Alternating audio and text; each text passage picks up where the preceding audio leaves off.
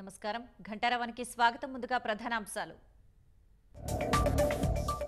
కాంగ్రెస్ పార్టీలో చేరిన మరో భారాస ఎమ్మెల్యే కండువా కప్పి అరికపూడి గాంధీని ఆహ్వానించిన సీఎం.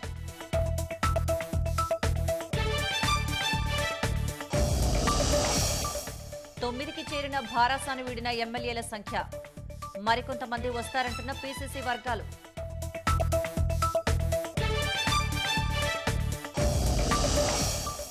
ప్రజల సంక్షేమమే ప్రభుత్వ ధ్యేయమన్న సీతక్క. అధికారులు అంకిత భావంతో పనిచేయాలని పిలుపు.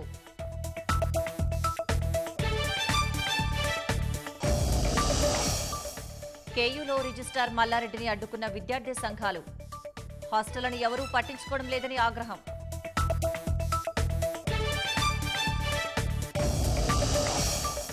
అమెరికా అధ్యక్ష ఎన్నికల్లో కీలక పరిణామం. డొనాల్డ్ ట్రంప్ ప్రచారానికి మస్క్ భారీ విరాళం.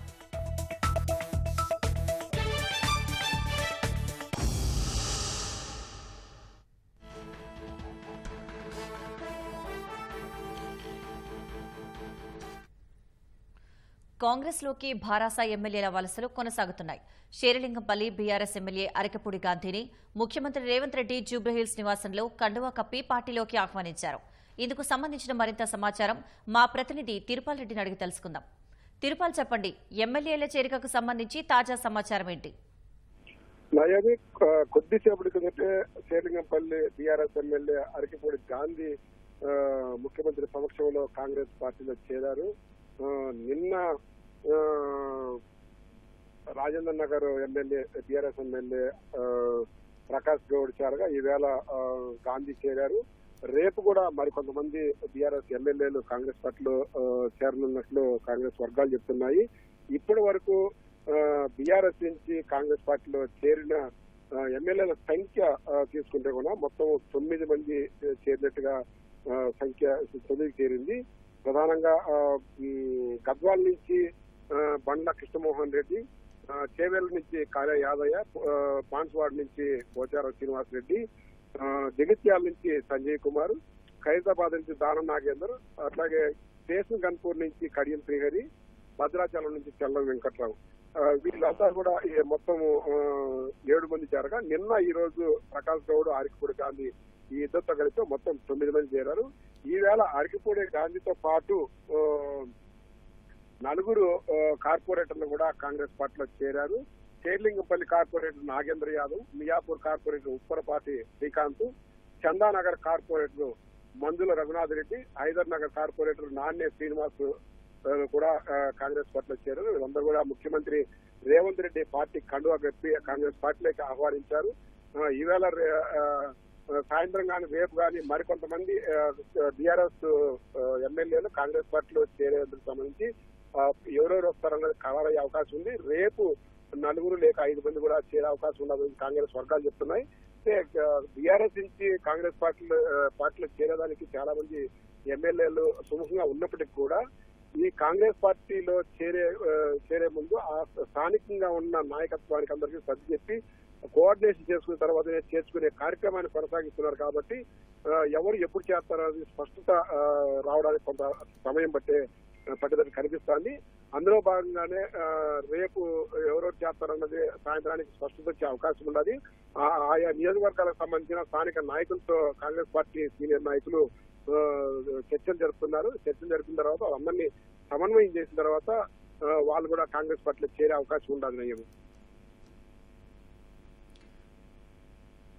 ధన్యవాదాలు తిరుపాల్.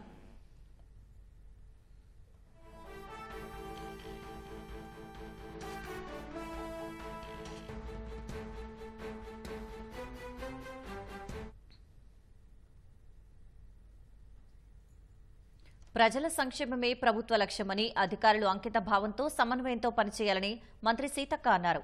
మహబూబాబాద్ జిల్లా కొత్తగూడలో సీతక్క వన మహోత్సవ కార్యక్రమంలో పలువురు అధికారులతో కలిసి మొక్కలు నాటారు. అనంతరం ప్రజావాణి కార్యక్రమంలో పాల్గొని ప్రజల నుంచి వినతులను స్వీకరించారు. ఏజెన్సీ ప్రాంతాల్లో సీజనల్ వ్యాధులు ప్రబలకుండా వైద్య శిబిరాలు ఏర్పాటు చేయాలని అధికారులను ఆదేశించారు. గంజాయి పండించే వారిపై కఠిన చర్యలు తీసుకోవాలని, యువత దృష్టి మరలకుండా చర్యలు తీసుకోవాలని, వాటి నివారణకు విస్తృత ప్రచారం కల్పించాలన్నారు.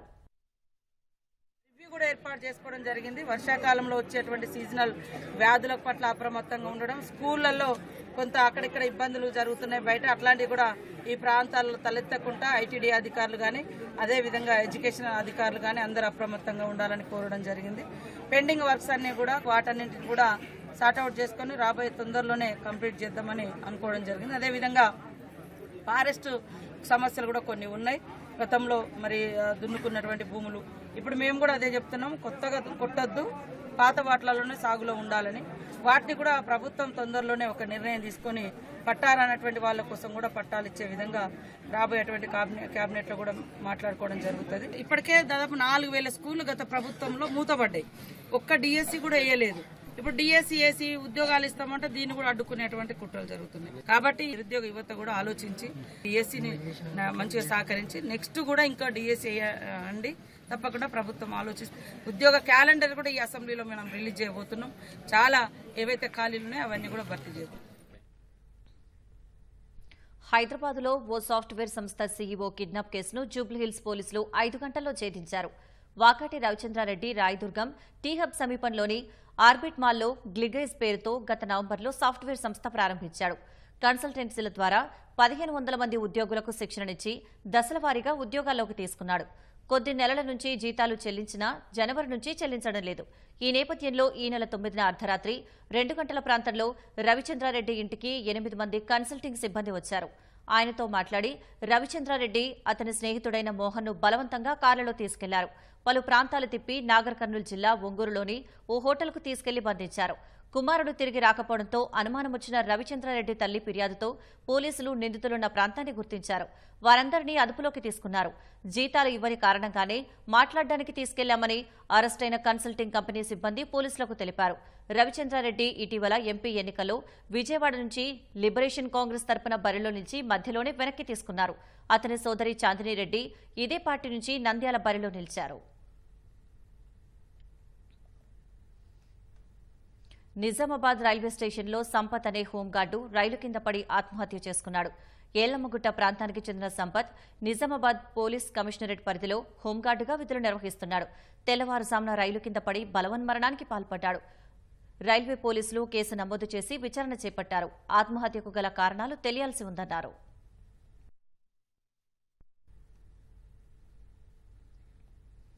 మంచిర్యాల జిల్లా జన్నారం మండలం టీజీపల్లి వద్ద రోడ్డు ప్రమాదం చోటు చేసుకుంది. తెల్లవారుజామున కారు అదుపు తప్పి చెట్టును ఢీకొనడంతో కారులో ప్రయాణిస్తున్న 8 ఏళ్ల బాలుడు మృతి చెందాడు. మరో 2 మహిళలకు డ్రైవర్కు తీవ్ర గాయాలయ్యాయి. క్షతగాత్రులను స్థానికులు అంబులెన్స్లో ఆసుపత్రికి తరలించారు. ఆసిఫాబాద్ జిల్లా నార్నూర్కు చెందిన గోపీచంద్ మర్రిమర్రిలో ఫంక్షన్కు హాజరై తిరిగి వస్తున్న క్రమంలో ప్రమాదం జరిగింది.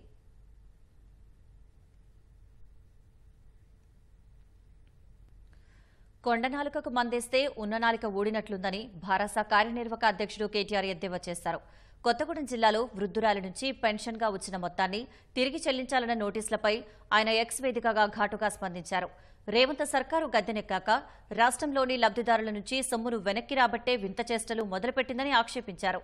సాంకేతిక కారణాలు చూపిస్తూ వేలాది మంది ఆసరా పెన్షన్ వెనక్కి లాగుతోందని కేటీఆర్ మండిపడ్డారు. భద్రాద్రి కొత్తగూడెం జిల్లాలో దాసరి మల్లమ్మ అనే 80 ఏళ్ల ముస్లమ్మకు ఆసరా పెన్షన్ కింద వచ్చిన ₹1,72,000 వెనక్కి కట్టాలని నోటీసు ఇచ్చారని పేర్కొన్నారు. రేవంత్ సర్కారు అమానవీయ వైఖరికి నిదర్శనమని ఆయన ధ్వజమెత్తారు. ఇదే రీతిలో పాలన సాగిస్తే ప్రజలే కాంగ్రెస్ సర్కారుపై తిరగబడతారని కేటీఆర్ హెచ్చరించారు.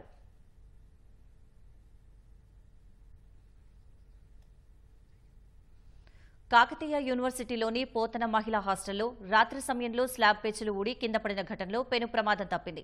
ఒక్కసారిగా ఊడిపడిన స్లాబ్ భాగాన్ని చూసి విద్యార్థినులు ఆందోళనకు గురయ్యారు. ఆ గదిలో ఎవరూ లేకపోవడం వల్ల ప్రమాదం తప్పింది. 15 రోజుల క్రితం హాస్టల్ గదిలో ఉన్న అమ్మాయిపై ఫ్యాన్ ఊడిపడి తలకు బలమైన గాయమైంది. ఆ ఘటన మరొక ముందే మరోసారి స్లాబ్ పెచ్చులూడటంపై అమ్మాయిలు ఆందోళన వ్యక్తం చేస్తున్నారు. వసతి గృహాన్ని మార్చాలని ఎన్నిసార్లు విశ్వవిద్యాలయం అధికారులకు మొరపెట్టుకున్నా పట్టించుకోవడం లేదని వాపోతున్నారు. ఎప్పుడు ఏం జరుగుతుందో, ఎవరిపైన భవనం పెచ్చులు ఊడిపడతాయో తెలియక బిక్కుబిక్కుమంటూ కాలం వెల్లదీస్తున్నామని ఆవేదన వ్యక్తం చేస్తున్నారు. వర్షాకాలంలో తమ వెతలు పట్టించుకునేవారే కరవయ్యారని ఆరోపిస్తున్నారు. ఏం జరిగిందంటే ఆ టైం 9:30 అట్లా అవుతుంది సార్. 9:30 అవుతుంది. మేము మెస్కి వెళ్ళి తినొచ్చి పడుకున్నాం. ఫ్రెండ్స్ కొందరు బయట ఉన్నారు, నేను పడుకున్న తర్వాతకి ఒక చిన్న బండ లాంటిది వచ్చి మీద పడింది. పడితే ఏమనుకున్నా అంటే ఫ్యాన్ ఏమన్నా స్క్రూ లాంటి ఏమన్నా ఊసిందేమో అని చెప్పి ఆ ఫ్యాన్కి కొంచెం డిస్టెన్స్లో పడుకోగానే ఒక పెద్ద బండ వచ్చి సైడ్కి పడింది. ఏంది ఇట్లా బండ పడింది అని చెప్పి ఇంకొంచెం పక్క జరగానే మొత్తం కూలి మీద పడింది. అంటే అది డే టైంలో కొంచెం 10 లోపట్ల జరిగింది కాబట్టి ఏం కాలేదు. అదే ఆ టైంలో 1-2 అట్లా అయింది అనుకోండి, అప్పుడు పడుకుంటారు అందరూ. పడ్డాక ఎవరేం చేయలేరు. ఒక్కొక్క బండి ఇంత ఉంది సార్. అది మీద పడితే అసలు మామూలుగా ఉండదు. కావాలంటే మీరు లైవ్లో కూడా చూడండి సార్ ఆ బండలని. ఇక్కడ ఇంకా ఏం ఫెసిలిటీస్ కూడా ఇక్కడ ఏం బాగాలేవు సార్. ఫుడ్ నుంచి బెడ్ వరకు ప్రతి ఒక్కటి ప్రాబ్లమే ఉంది ఇక్కడ. చెప్పుకోవాలంటే ప్రతిదీ ప్రాబ్లమే. మొన్న ఒక అమ్మాయికి రూమ్లో ఫ్యాన్ పడింది. ఆ రోజు రిజిస్టర్ వచ్చి అంటే నెక్స్ట్ డే రిజిస్టర్ ఆ అమ్మాయికి 15 స్విచెస్ దాకా పడినాయి. ఆ రోజు కూడా ధర్నా చేయడం జరిగింది. ధర్నా చేస్తే ఏమైంది, సార్ రిజిస్టర్ వచ్చిండు నెక్స్ట్ డే రిజిస్టర్ వచ్చి అన్ని రూమ్లు చెక్ చేశాడు. అన్ని రూమ్లు చెక్ చేసిన తర్వాత సార్ అన్నాడు కదా, సార్ కళ్ళ ముందరనే కొన్ని ఇన్సిడెంట్ కూడా జరగడం జరిగింది. పాము రావడం, కొమ్మిరి పడడం. సార్ చూసి ఏమన్నాడంటే, నేను రియాక్షన్ తీసుకుంటామ్మా నెక్స్ట్ డే నుంచి, అప్పుడు నన్ను అడగండి నేను మల్లారెడ్డిని అని అట్లాంటి కొన్నిసార్లు మాట ఇవ్వడం జరిగింది. అడగండి అన్నాడు. అడగడానికి కూడా మళ్ళీ 20 డేస్ తర్వాత ఇంతవరకు కనిపించలేదు. ఇట్లా జరిగితే ఇప్పుడు ఏమన్నా అవుతే ఇప్పుడు ఏం చేస్తారు సార్?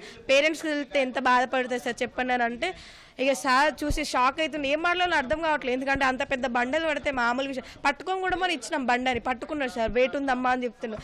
వెయిట్ ఉంది అంటున్నారు సార్. అది పడితే ఎట్లుంటుంది సార్ అని అంటే ఇక సార్ మాట్లాడి అర్థం కాదు. ఇక బయటకు వచ్చిండు, రేపు మీకు వేరే హాస్టల్ పంపిస్తామ్మా అని చెప్పిండు. కుక్కలు కూడా అక్కడ ఒక రోజు ఒక 10 కుక్కలు వస్తాయి కన్ఫామ్. ఇవికి వెళ్తే ఏదో పాము వస్తుందా ఏంది అనుకుంటాం చూడండి. ఈ హాస్టల్ ఉంటూ కూడా ఏంది డోర్ పెట్టుకోవాలి కన్ఫామ్, లేకుంటే పాము వస్తుందేమో, ఇది వస్తుంది. ఎలుకలు కూడా ప్రాబ్లం. ఏమన్నా ఎలుకలు కూడా చాలా ఉన్నాయి ఇక్కడ. ఇప్పుడు ఈ అమ్మాయికి జరిగింది సార్.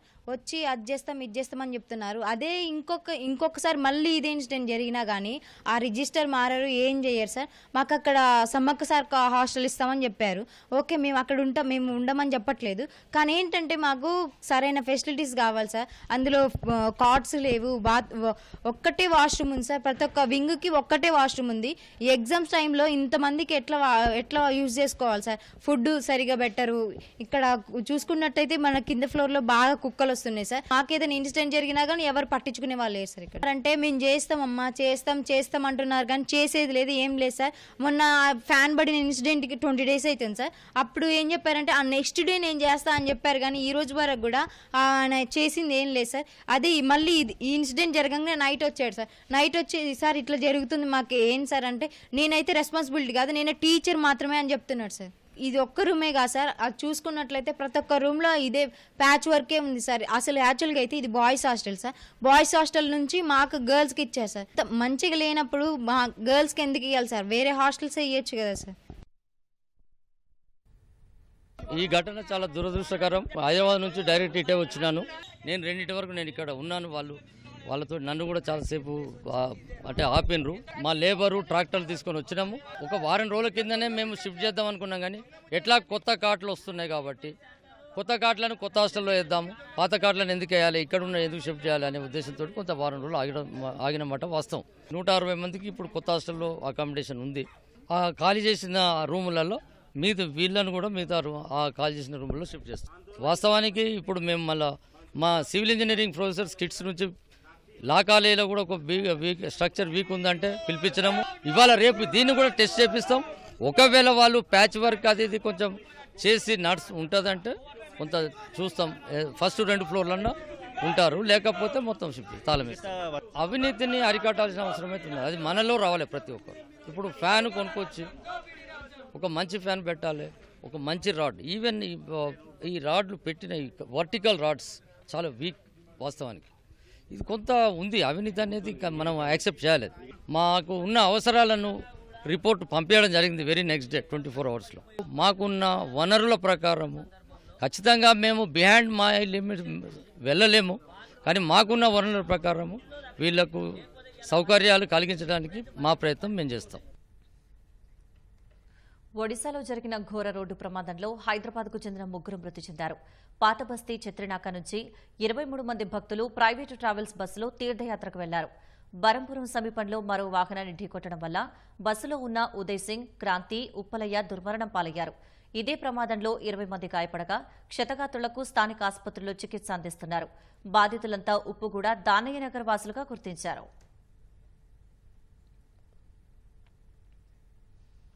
మొహరం ఉత్సవాల్లో భాగంగా హైదరాబాద్ యాకుత్పురాలో ఏర్పాటు చేసిన బిబికా ఆలంను పోలీస్ కమిషనర్ కొత్తకోట శ్రీనివాసరెడ్డి తదితర పోలీసు ఉన్నతాధికారులు సందర్శించారు.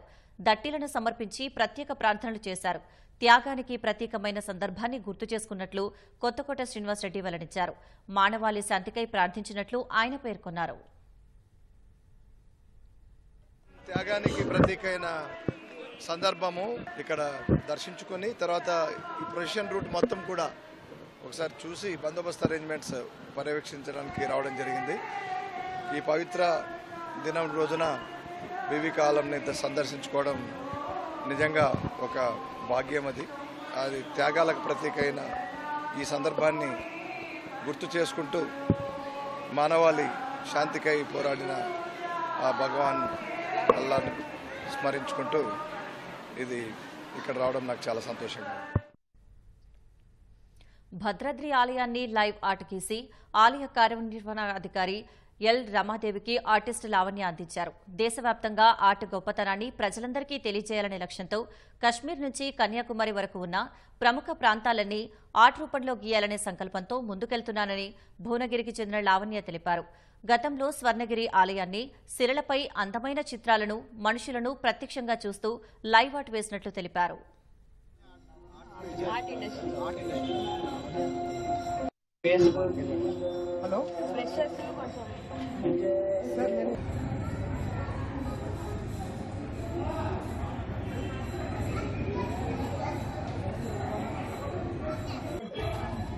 పెన్సిలే వాడాలి. ఇప్పుడు ఎక్కడ పెన్సిల్ అనేది వాడదు. ఇక్కడ డైరెక్ట్ పెయింట్తోనే స్టార్ట్ చేస్తాం. గీతలు లేదు, పెన్సిల్ అనేది వద్దంటారు.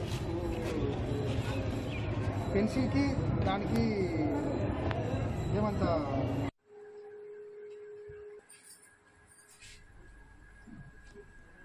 ఓరుగల్లు వాసుల ఇలవేల్పు శ్రీ భద్రకాళి అమ్మవారి దేవాలయంలో శాకంబరి ఉత్సవాలు వైభవంగా సాగుతున్నాయి. 8వ రోజు అమ్మవారికి అర్చకులు ప్రత్యేక పూజలు నిర్వహించారు. పంచామృతాలతో పాటు వివిధ సుగంధ ద్రవ్యాలతో అభిషేకం నిర్వహించారు. అమ్మవారు ఉగ్రాక్రమం అలంకరణలో భక్తులకు దర్శనమిచ్చారు. పెద్ద సంఖ్యలో భక్తులు తరలిరావడంతో ఎలాంటి ఇబ్బందులు తలెత్తకుండా అధికారులు ప్రత్యేక క్యూలైన్లను ఏర్పాటు చేశారు. తాగునీటి వసతి కల్పనతో పాటు ఉచిత అన్నదాన ప్రసాద వితరణ చేశారు.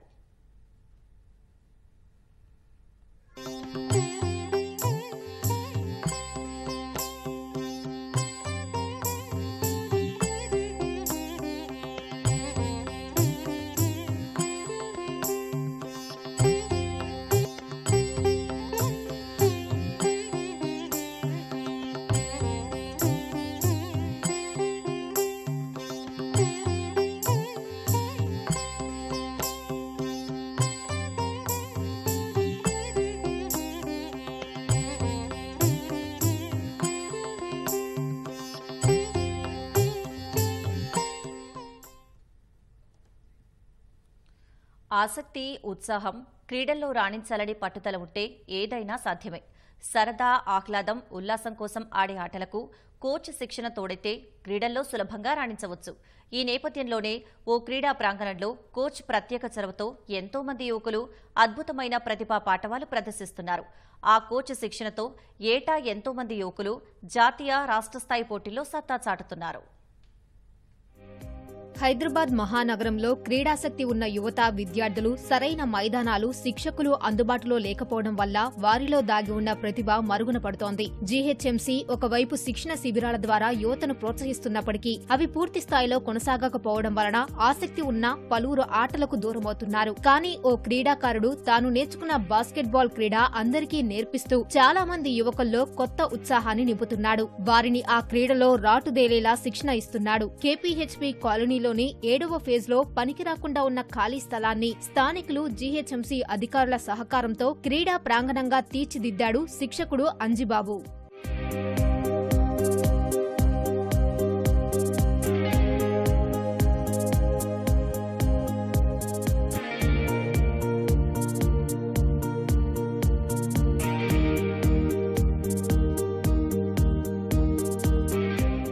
చాలా చాలా సంతోషం. గత 36 సంవత్సరాల నుంచి జిహెచ్ఎంసీకి కోచ్గా వ్యవహరిస్తున్నాను. ఇక్కడ కానీ ఇక్కడ 24 ఇయర్స్, ఒక 12 ఇయర్స్ సనత్నగర్ ప్లే గ్రౌండ్లో చాలామంది పిల్లలు జాతీయ స్థాయికి వచ్చారు, అమ్మాయిలు కానీ అబ్బాయిలు కానీ. తర్వాత ఇక్కడ కూడా చాలామంది పిల్లలు సాయి కృష్ణ, కాజా, తర్వాత అఖిల్ వీళ్ళందరూ కూడా స్టేట్కి ఇదే గ్రౌండ్ నుంచి ఆడారు. అంటే మనం నేర్చుకున్న ఆట కొంతమంది క్రీడాకారులకి నేర్పిద్దామనే నా ఉద్దేశం.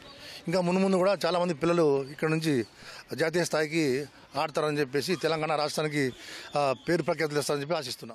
2008 నుంచి ఈ క్రీడా ప్రాంగణంలో అంజిబాబు బాస్కెట్బాల్ శిక్షణ ఇస్తున్నాడు. అంజిబాబు శిక్షణలో ఎంతో మంది విద్యార్థులు జాతీయ, రాష్ట్ర స్థాయి క్రీడా పోటీల్లో పాల్గొని పతకాల పంట పండించారు. క్రీడాకారులు శారీరకంగా దృఢంగా ఉండటం కోసం ఇదే ప్రాంగణంలో జిమ్ కూడా ఏర్పాటు చేశారు. ప్రస్తుతం శిక్షణ పొందుతున్న వారు కూడా రాష్ట్ర స్థాయి పోటీలకు ఎంపిక కావడం విశేషం. ఈ క్రీడా ప్రాంగణంలోనే శిక్షణ తీసుకున్న వెంకట సాయి కృష్ణ అనే యువకుడు జాతీయ స్థాయిలో గుర్తింపు సాధించాడు. జిల్లా, రాష్ట్ర స్థాయిలో ఇప్పటి వరకు 18 పోటీల్లో పాల్గొన్నాడు. 2020లో మహారాష్ట్రలో జరిగిన అఖిల భారత ఇంటర్ యూనివర్సిటీ పోటీల్లో బంగారు పతకం సాధించాడు. వెంకట సాయి కృష్ణ స్పోర్ట్స్ కోటా కింద ఎక్సైజ్ శాఖలో ఉద్యోగం పొందాడు. అలాగే ప్రగతి నగర్ నివాసి కాజావలి 10కి పైగా జిల్లా, రాష్ట్ర స్థాయి పోటీల్లో పాల్గొన్నాడు. 2018లో రాజస్థాన్ ఉదయ్పూర్లో జరిగిన యూత్ నేషనల్స్ లో ఉత్తమ క్రీడాకారుడి అవార్డు దక్కించుకున్నాడు. ప్రస్తుతం బీటెక్ చదువుతున్న కాజావలి పలుమార్లు రాష్ట్ర అండర్ 14, 17 జట్లకు ప్రాతినిధ్యం వహించాడు. కోచ్ అంజిబాబు ప్రోత్సాహంతోనే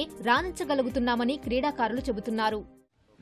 నా చిన్నప్పటి నుంచి నేను ఈ కాలనీ గ్రౌండ్స్లోనే కోచింగ్ తీసుకున్నాను. దాని తర్వాత college level, school level, inter college level అట్లా పార్టిసిపేట్ చేస్తూ నేను నేషనల్ లెవెల్లో పార్టిసిపేట్ చేయడం జరిగింది. బట్ ఇక్కడ బాస్కెట్బాల్ నేను దగ్గర ఒక 7-8 ఇయర్స్ నుంచి బాస్కెట్బాల్ నేను ఆడుతున్నాను. ఇక్కడ మా బాస్కెట్బాల్ కోచ్ అంజిబాబు సార్, నేను బేసిక్స్ ఇన్ దగ్గరనే చాలా ఇంప్రూవ్ చేశాను. తర్వాత ఈయన నన్ను ఫార్వర్డ్ చేశారు. నేను నా basketball career I started with Rangareddy district. With the play Rangareddy district నుంచి under 14 category I played nationals.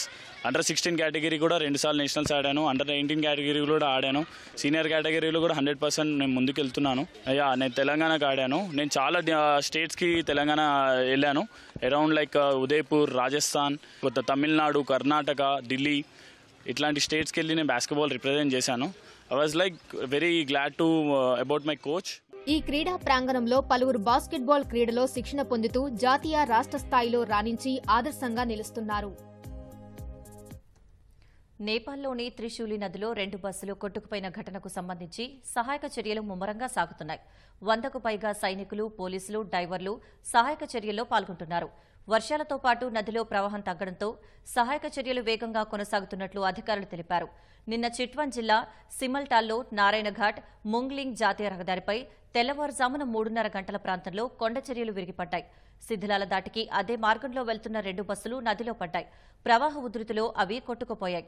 2 బస్సుల్లో 54 మంది ప్రయాణికులు ఉన్నట్లు అధికారులు తెలిపారు. వారిలో 7 భారతీయులు ఉన్నారు. 3 ప్రాణాలతో బయటపడగా మిగతా 51 మంది కోసం గాలింపు కొనసాగుతోంది. మొదట 2 బస్సుల్లో 65 మంది ఉన్నట్లు ప్రచారం జరిగినప్పటికీ మొత్తం 54 మంది మాత్రమేనని తాజాగా అధికారులు ప్రకటించారు.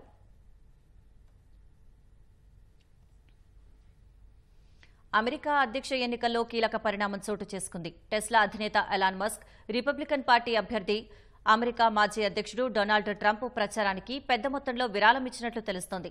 అమెరికా అధ్యక్ష అభ్యర్థుల మధ్య ఇటీవల జరిగిన బిగ్ డిబేట్లో డెమోక్రాటిక్ పార్టీ అభ్యర్థి బైడెన్పై రిపబ్లికన్ పార్టీ తరపున తలపడుతున్న ట్రంప్ పైచేయి సాధించారనే ప్రచారం జరుగుతున్న వేళ మస్క్ విరాళం అందించడం ప్రాధాన్యం సంతరించుకుంది. ట్రంప్ తరపున ప్రచార కార్యక్రమాలు నిర్వహిస్తున్న పొలిటికల్ యాక్షన్ కమిటీ ప్యాక్కు భారీ మొత్తంలో విరాళం అందించినట్లు తెలుస్తోంది. విరాళం ఎంత మొత్తం అనే వివరాలు తెలియాల్సి ఉంది. అయితే ఈ నెల 15వ తేదీన ప్యాక్ తనకు అందిన వివరాలు వెల్లడించాల్సి ఉంది.